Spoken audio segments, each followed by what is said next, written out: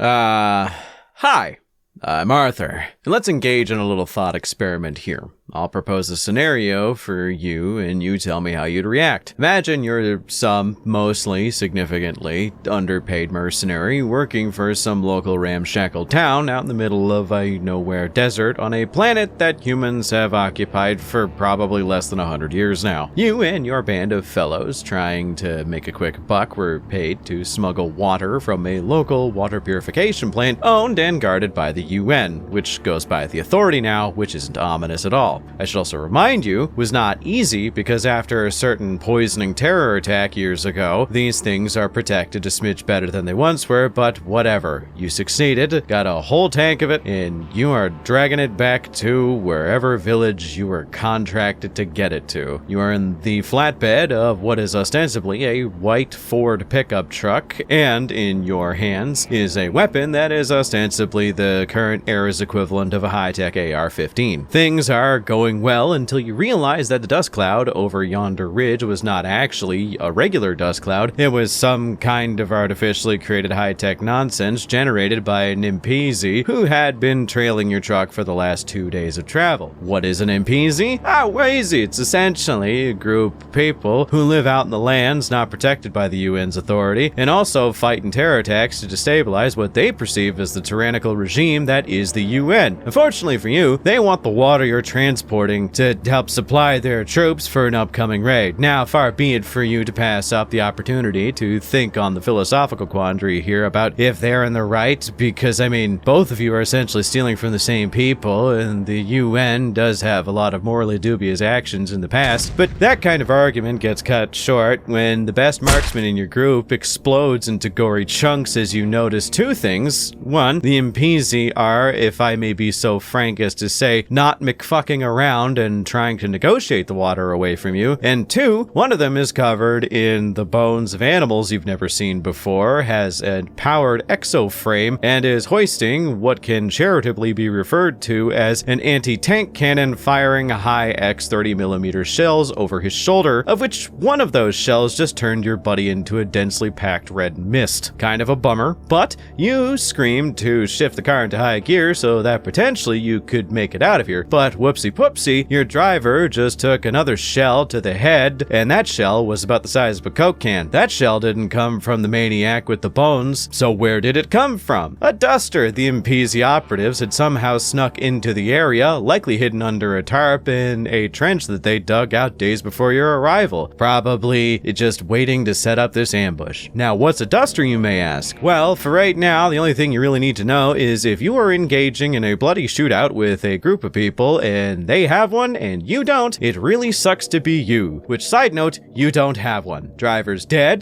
there's 5 of you, and probably about 20 of them, plus a duster and whatever the hell a scrap king is. So what do you do? Answer, probably die. This is life for most of the people on Able. Albeit, not always in the desert. Sometimes you can get shot from the trees, which is equally unpleasant from what I've heard. But in any case, this is only one story from the insane world of Blkout, a third-party game that I have grown quite a liking to in recent days. I ended up playing a bunch of it when I went to LVO and ended up meeting the creators of the game, or at least a few of them, and asked if I could cover the game's lore here. Thus, I'm here to tell you about the wacky world they're in and give you all the scoop as the first person to really cover the lore of this game. I have so many Google Docs of all the stuff that they haven't really shown to people yet, which is really cool. And I just want to let you guys know about this. So in this video, we're going to be covering the basic history of the setting, briefly cover the main faction, and also give you guys some discounts as it is Black Friday. And I want to encourage you all to try out this game because it's pretty cheap to get into, and it's actually really damn fun to just bang out a bunch of games. But since I'm not covering a 40K topic, let's talk about something that is tangentially related to both things and also so that I can get paid. We're going to be talking about the sponsor of this video, which is Tabletop Stronghold. I have a confession, fellas. and most of my friends give me grief for this, but if you've ever been watching a YouTuber who talked about someone who transports their miniatures in a Tupperware container or just a box, they are likely referring to me, especially if it's pancreas no work. It's a bad habit, but thanks to Tabletop Stronghold, I will no longer be mocked for my treatment of my Leagues of Votann ever again. Only the numerous times I've stripped and repainted said minis because I'm indecisive and can't remember my paint schemes. Tabletop Stronghold's Mag Case 2.0 is something I have been using for a while now, and if you want a sign of its quality, it survived my house fire almost in perfect condition. So you know it's good quality. Since I usually host games at my house, I don't usually need to transport my minis as much, but you know what I do? I actually use the case right now as a display case for the minis that I get done painting. It's sort of a paint tracker to see me get through my backlog, and unironically, it is one of the most satisfying things ever to see my Leagues of Votann miniatures slowly but steadily get stacked up on this thing.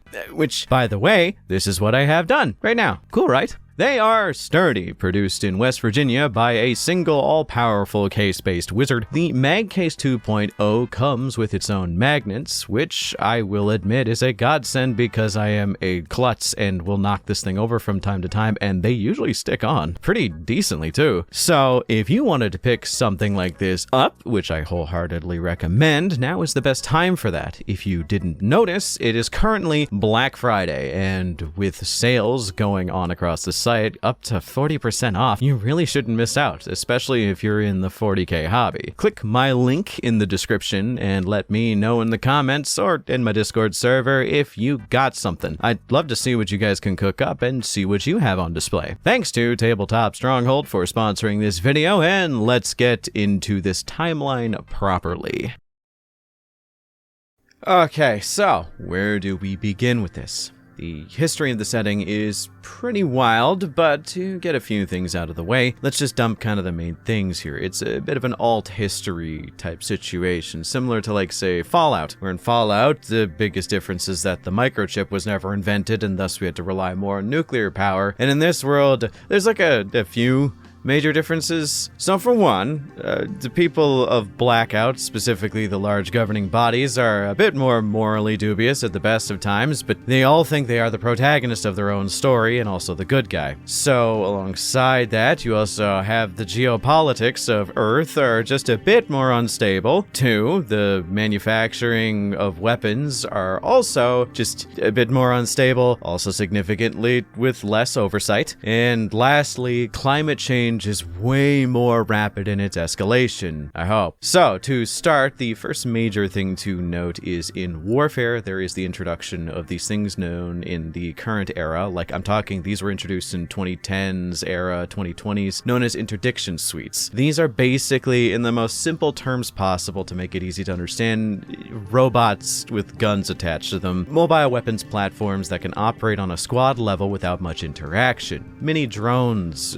sometimes, and sometimes they are exo-frame styled body armors that can work in tandem with people. Think like power armor. Sometimes they're autonomous also, and sometimes they are not, and are piloted from a distance, sometimes they're piloted nearby. It's kind of all over the place, but interdiction suites are kind of a key aspect to the setting. But they were introduced very early into the setting and did change the course of warfare for the history of the universe here. So outside of warfare, the constant fighting over oil, gas, and energy has led to a lot of bickering nations, but that seems to slow down a little bit and speed up from time to time with the findings of what would be named the Pale Horizon Files. Basically documents that studies indicate from climatologists that human life would likely not be too sustainable by 2070 on Earth, and most of humanity, if they stick to Earth, are going to go extinct by the end of the 2070s. I'm skipping over a lot of geopoliticking right now, as there's a lot of wars, a lot of conjoining forces. I haven't even talked about the PAOC, but those are guys that will get covered in another video because they're both minor and not at the same time. They're probably one of the most important factions later on and right now, but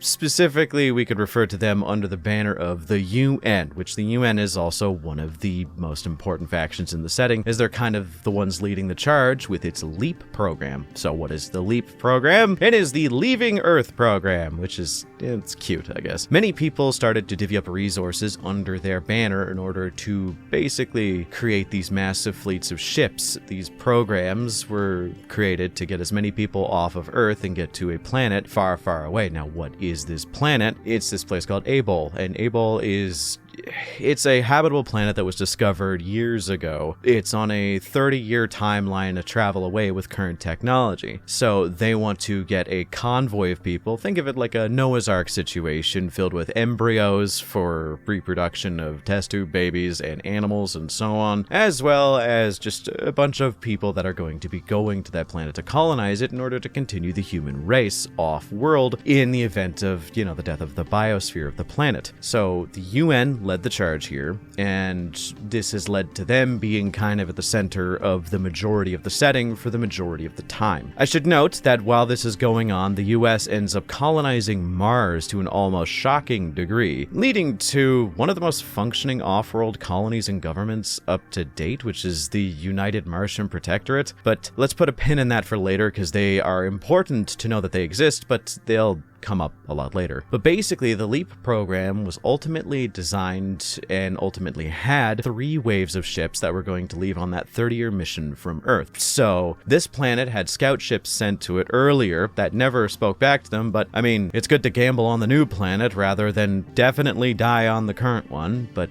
whatever. So the UN, being especially morally dubious in this time, while they were prepping the main ship for them, which was the UNS Hope, were secretly arming it with enough firepower to level continents, if not an entire planet. Now, you may ask, why is the UN arming themselves with thermonuclear warheads if they are going on what is ostensibly a Noah's Ark level mission to save humanity? Oh, don't worry. We will find out soon enough where these incredibly morally dubious actions will lead. Though, to be fair, the other ships that were accompanying the UN were doing the exact same thing, so we only just get the perspective of the UN. It's kind of almost like they had the same idea. Curious, right? So in the year 2040, the first set of ships from the LEAP program were dispatched, and this can only lead to good, amazing, beautiful things, I think. Oh, what's that? The era of fire? Well, that sounds great. While the bickering on planet Earth gets worse and worse, things, kind of slow down for a little bit as the LEAP ships continue to go forward. So we're going to skip ahead a couple decades. See, the first batch of LEAP ships were mostly UN assets and crew leading the charge, with a few hangers-on from other nations tailing behind them. So you had Russian vessels, Chinese vessels, American vessels, and a few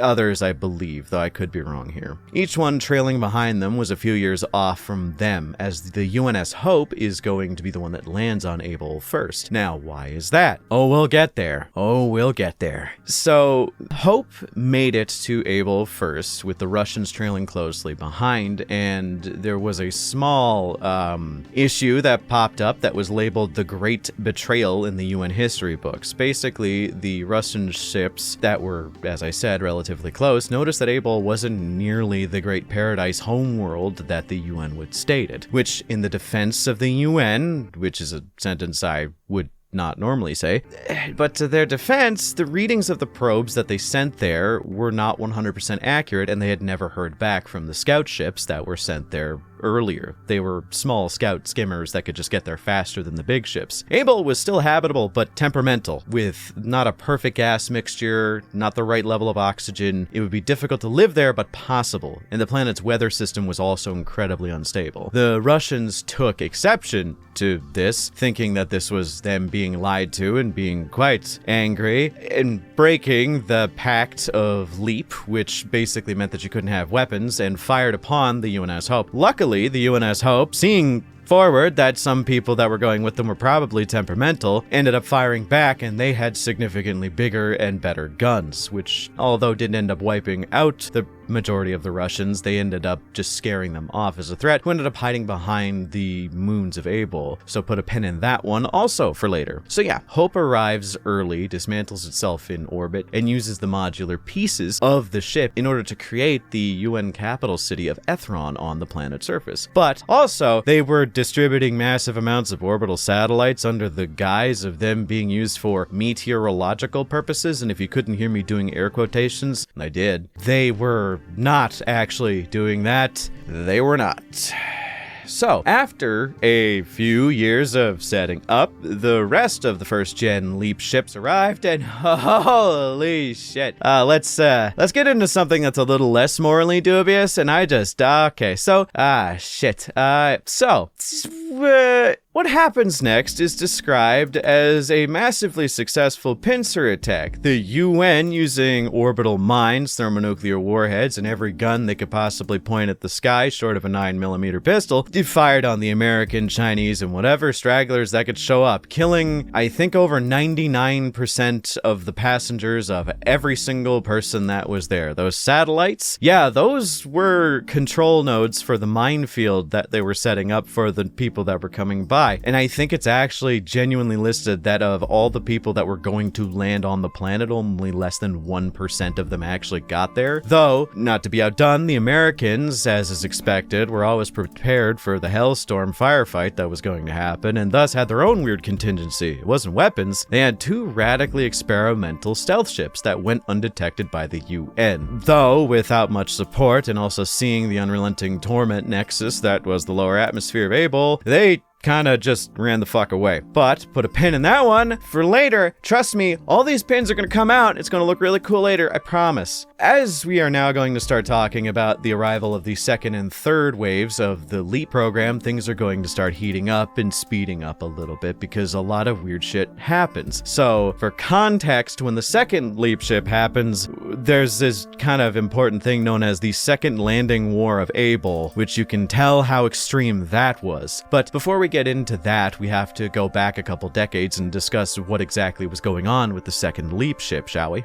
So to preface all this, the next, 10 minutes are going to get a bit messy, because if you thought what was ostensibly a Cold War of various superpowers behind closed doors saying the same thing, and that thing being, well, when we establish ourselves on this planet, we are going to nuke the ever-loving shit out of everybody else, was pretty tense, then what is about to happen is going to be quite a lot more, because we haven't even gotten to the superpowered transhumanists who believe that human beings should integrate with machines to continue living, but we'll talk about Chimera when we talk about the factions. So let's take a walk down memory lane and go back by about 30 years. The first LEAP ships had departed, containing a lot of UN assets. The second set of LEAP ships were beginning to be produced and primed for release into space, with a timeline of them hopefully being done within the tail end of about 10 years to be sent off on their 30-year mission to Able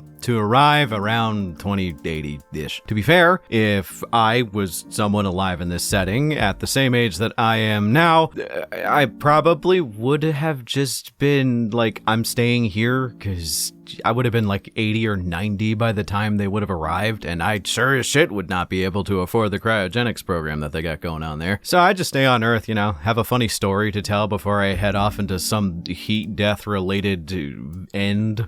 But again, I'm also kind of weird.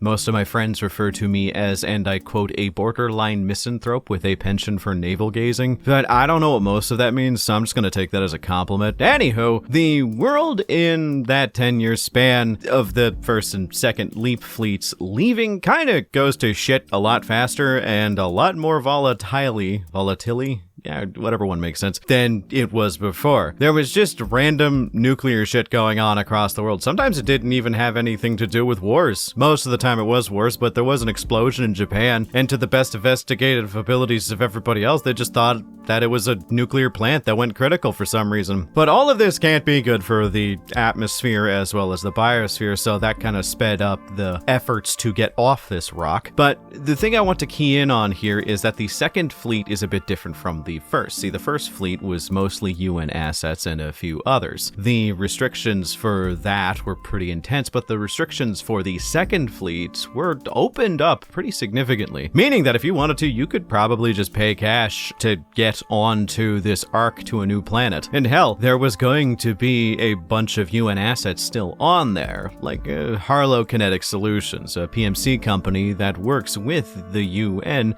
They were on the second wave, but the second wave was in general the loosest in its restrictions of all three. It was mostly corporations that could afford it and their assets, as well as a bunch of PMCs that worked with UN and got favorable treatment. There is a reason for this, but we will only find out for that once we, get back to Able. The second wave heads off, and we shall get back to them once we get there in the timeline. Let's skip ahead a bit further, blazing over a lot of the history that's been going on both Able and Earth, and get to the third wave of the LEAP program. It took them a bit longer to make it happen, the third wave of ships departing around 2072, and much to the shock, horror, and terror of the Martians who were viewing from a distance, thinking that this was the dawn of a new era, the third wave of LEAP ships immediately decided to bombard the surface of Earth, trying to pull a Covenant from Halo and glassing the surface of the world. I don't think it's ever truly stated as to why they did that, or if that was a UN intended plan. My personal interpretation is that that was the intention of the UN for the Third Fleet, because they wanted to maintain their hold as the main governing body of the setting, not just of Able, and the idea of Earth coming back from the brink does destroy that just a little bit. The Martians of the UMP were openly discussing a plan to re-terraform Earth with their own Eden project.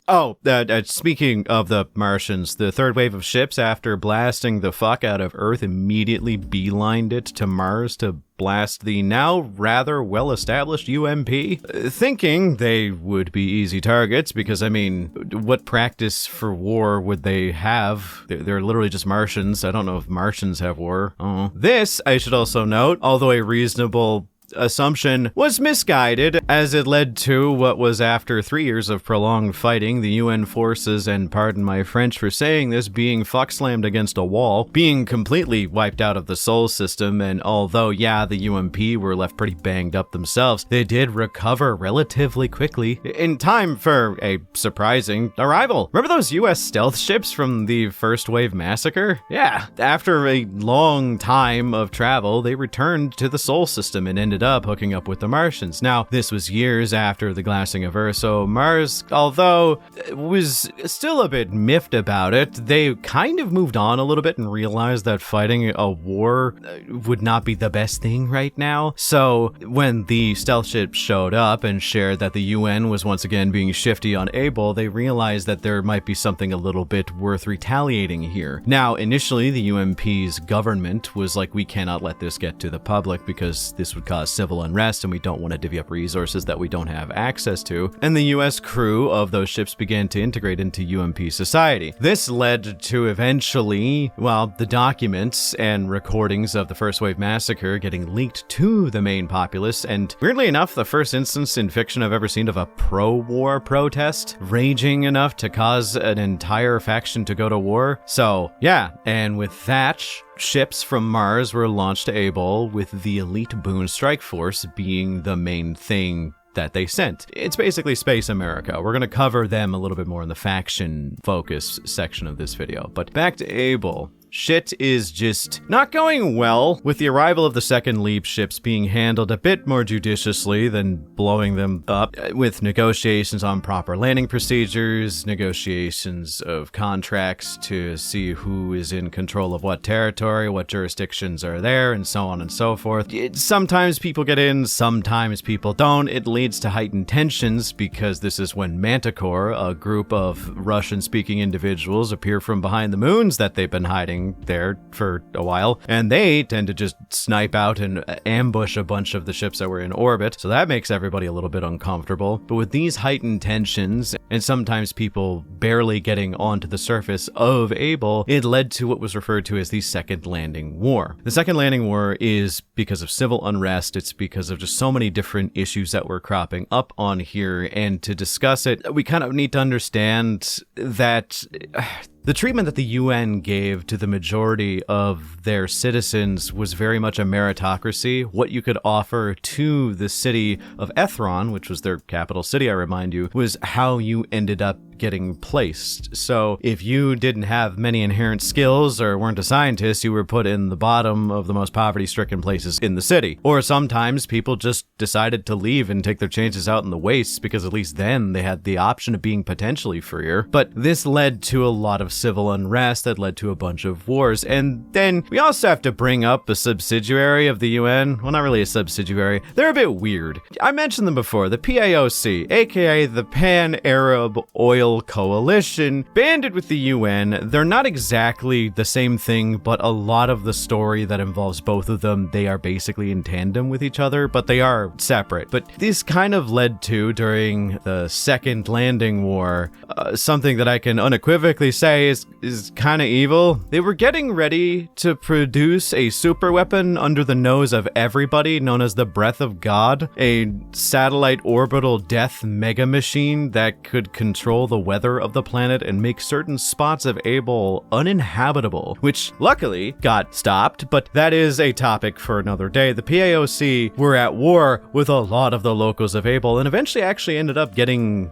destroyed and dismantled, at least on paper. This is when you see the introduction of a lot of the key players for the setting, like the Impezi, a radical group of individuals of the local populace that are not inside Ethron or any of the more established locations that are fighting to protect the people of Able with, terroristic plots and basically bring the rights of the world back to the people rather than keep them under the authority of the UN. Harlow Kinetic Solutions shows up and eventually Boone. So with rampant terror attacks, deployment of mercenaries and PMCs and so on, the ruling class of individuals started placing bets on if PMCs would survive basically suicide missions they were sent on. It is grim, but you gotta do something to entertain yourself somehow. With all the disparate factions and the buttload of horrible unrest that has come up over the years, death is pretty common here. This eventually got used by a pretty successful band of mercenaries who would initiate these wagers on themselves and reap the spoils of those who thought they wouldn't survive. This is what led to the creation and common implementation of the kill wager, which, fun fact, is the name of the game that predates Blkout. It takes place in the Yellow Era, and there's a lot to discuss. I can't even get into what the Yellow Era is. It would be an entire 5-10 minute segment on its own, so maybe I'll discuss it some other time, but it was basically just this massive era of open civil war. So you have a planet, the current year is somewhere in the 2100s, and there is civil unrest across the board, and everyone is fighting to be the guy on top of the pile. You are fighting for a cause. Able is barely stable, and this is the setting essentially for the game of Blkout. There is a lot of stuff I am skipping over, but I gotta leave room for a sequel to this, right? If you made it this far, why not show some love to the creators? Like the video, comment, and spread this around. But also, I gotta say, if you wanna pick up Blkout, it's pretty cheap as far as war games go. In my description, you'll see a link to their website. If you want to get into the game, which I can vouch is really fun, use code Mr. Bones for a 10% discount. I don't get anything from this. I just believe in the game and want to see it flourish. It's really fun, and you really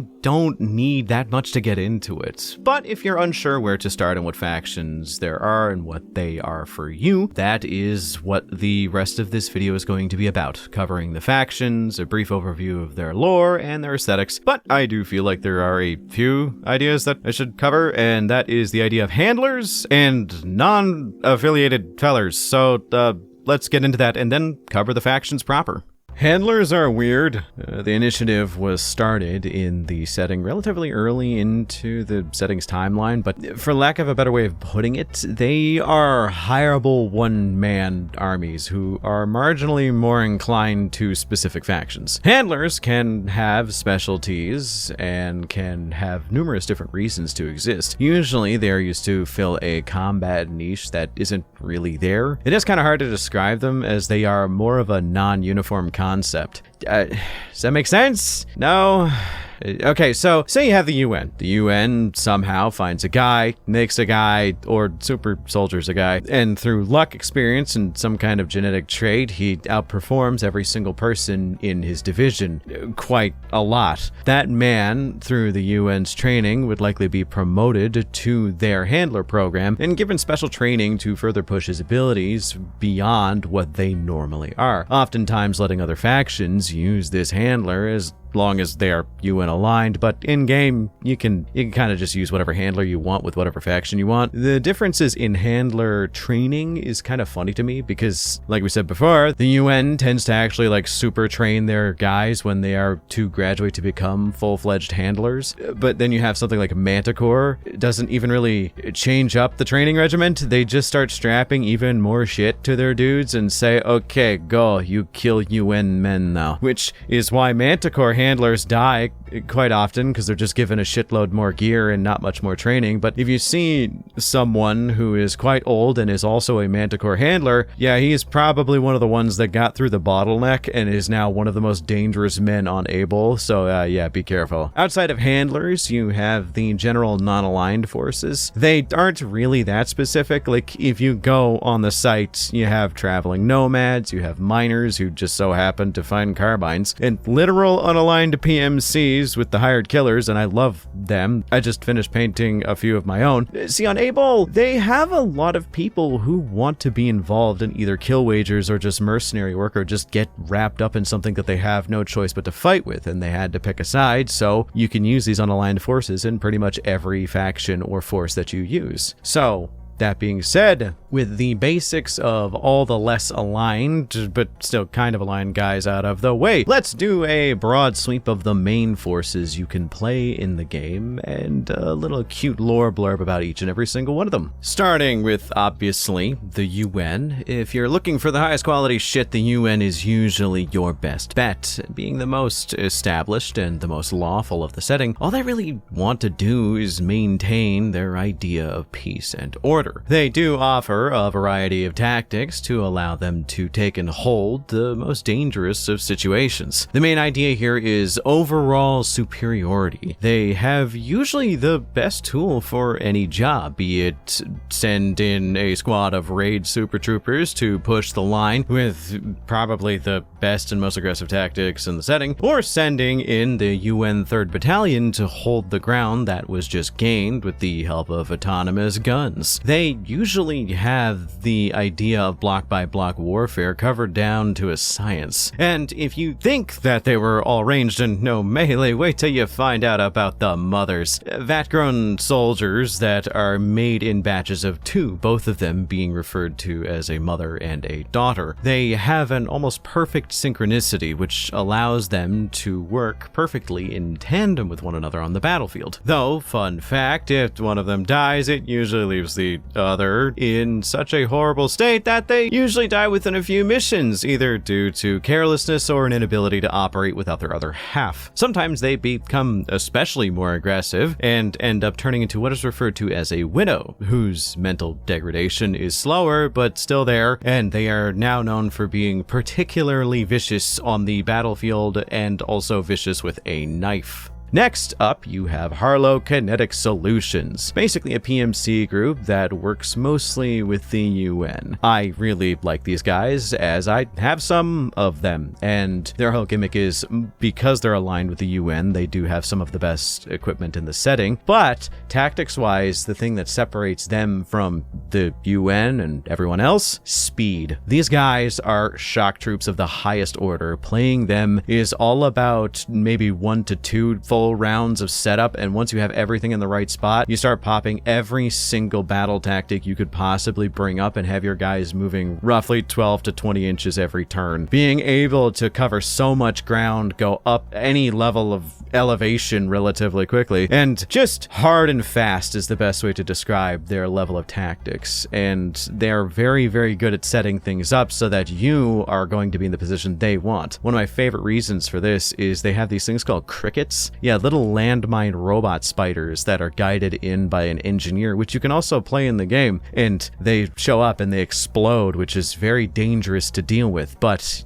you either have to deal with them and waste a shot, or avoid them and then worry about them still being on the board. It's pretty fun. Where the UN and Harlow have the tech and resources to overwhelm you with firepower and speed and have a guaranteed resupply at some point, the faction of Boone is a bit different. Coming from Mars, their tactics are pretty different, but I think I can still appreciate it quite a lot. Still having some of the better tech in the setting, Boone doesn't try to overwhelm you, and there's a very decent reason for it. See, Boone is aligned with the UMP, the Martians, and if you couldn't tell, Mars is pretty damn far away from Proxima Centauri, which is the system that Able is in, so they can't really rely on a resupply. So the thing with the Boone task force members is that they are all trained to be the best at everything they possibly can. Stealth, espionage, reconnaissance, firefights, hunkering down, drop and pop tactics, everything that they could possibly have learned they were training in. The reason for that is because, well, the UMP didn't really have the ability to find out what they were going to be dealing with on Able, so they had to train people who could deal with any threat no matter what it was. So that's kind of what they are in the game. They are very much more tactical, not about overwhelming you with high quality gear, but playing more of a game of chess and trying to get your opponent to make mistakes that you can capitalize on. I think it's really cool. Also, the Razorback gun mech is pretty cool. So with that being said, here is where we get into the weird stuff. See, there is this enigmatic group of individuals in the setting known as Chimera. We don't know much about them, but we do know that Manticore is one of their products. They are the Russian remnants of those who fled behind the moons during, the first landing of Able a while back. And my goodness, they are fun. Transhumanists who are quite a lot more machine than most people would be comfortable with. If you want to hear a good two-word quip to describe their playstyle and aesthetic, gun tanks. They are bulky, hard to kill, and shoot a lot. Honestly, what more could you want?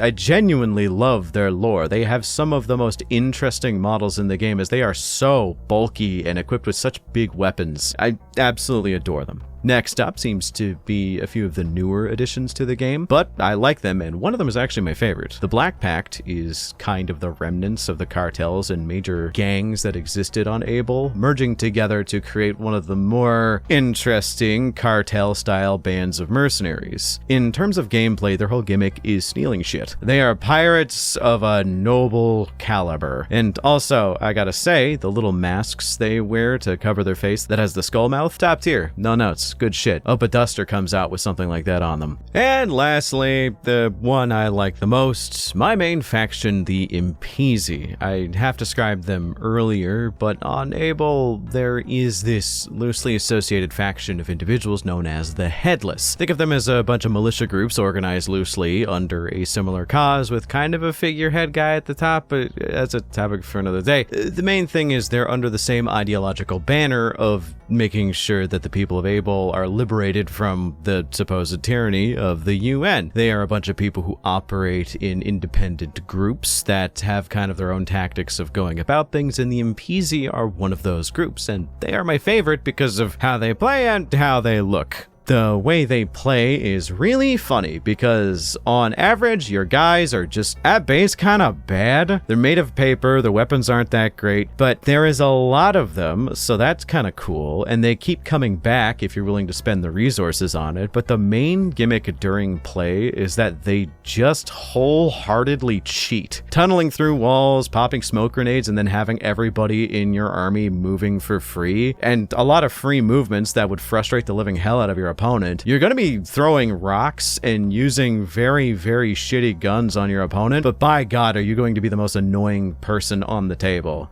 But also, if you think they lack punch, let me introduce you to Scrap King. His kick is so strong it once exploded a man I was fighting on the tabletop. That's kind of neat. This is a picture of my Scrap King. That's all the main factions of the game, at least the playable ones that are out right now. But we are kind of forgetting something.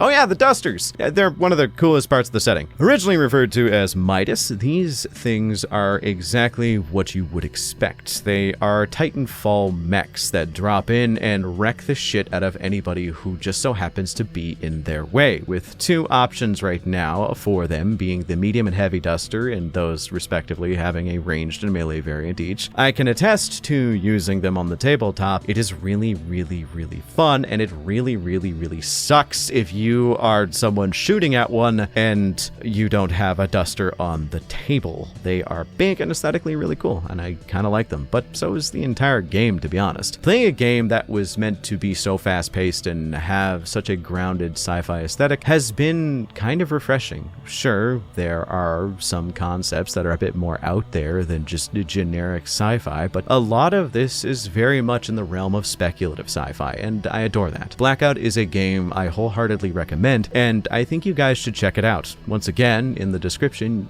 use code Mr. Bones for 10% off any purchases. And guys, it's Black Friday. Help out non-GW developers, because I love seeing stuff like this flourish. Outside of that, if you pick up stuff from Blkout, join the Discord server, which is also linked in the description down below, and at me to show me what you got, especially if you have it painted. If I ever do a fan meetup, I do want to beat the shit out of you guys with my MPZ and the Ford pickup truck that I will inevitably bring, because yes, there is a truck model that you can use, a little dune buggy. I really like it. Thanks to the producers of the game for giving me all of the lore and going through the laborious process of correcting all of my mistakes, because apparently I'm illiterate. And I think I'm also the first one to make an extensive video about the game's lore, so it's been a ride kind of going back and forth and making sure that I get everything as right as I can. And also, thank you guys for watching. Feel free to let me know what you think of this insane world down below, and what other non-GW games you'd like to see me cover in the future. Special thanks to my channel members for supporting me, because with your help, I am able to produce this video, stuff that doesn't have anything to do with Games Workshop, and not have to worry about, starving. As well as make sure that my editors get to eat too, which is nice. Thanks once again to the fellas at Blkout for working with me to produce this, and I hope you all have a wonderful night.